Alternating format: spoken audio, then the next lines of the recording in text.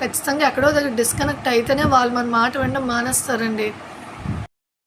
ఒకరికి చెప్పడం చాలా ఈజీ అనుకుంటాం కానీ నలుగురికి చెప్పాలన్నా కూడా మనకు చాలా అనుభవం ఉండాలండి. ఒకటైతే గుర్తుపెట్టుకోవాలి, ఒకరి బాల్యం అయితే మన చేతుల్లో ఉంది.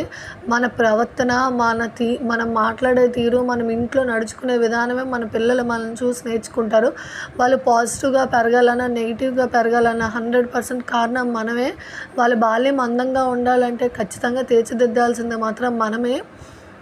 నేనైతే ఇది ఖచ్చితంగా చెప్తాను. ఒకరి బాల్యం ఎప్పుడు మన చేతుల్లో ఉంది.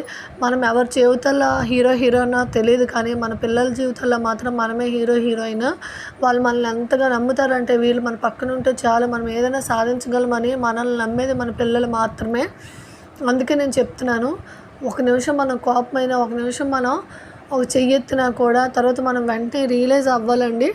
రియలైజ్ అయ్యి నెక్స్ట్ ఏం చేయాలని ఆలోచించాలి. వాళ్ళకి మనం దగ్గర ఎలా అవ్వాలి అని ఆలోచించాలి. ఎందుకంటే పిల్లలకి ఇంకా అనుభవం ఉండదు, వాళ్ళు చాలా చిన్నవాళ్ళు. ఇంత అనుభవం తెలిసిన మనమే మూర్ఖులా ప్రవర్తిస్తే వాళ్ళకి ఇంకే అనుభవం తెలియదు. వాళ్ళు ఇప్పుడిప్పుడే జీవితాల్లో అడుగు పెడుతున్నారు.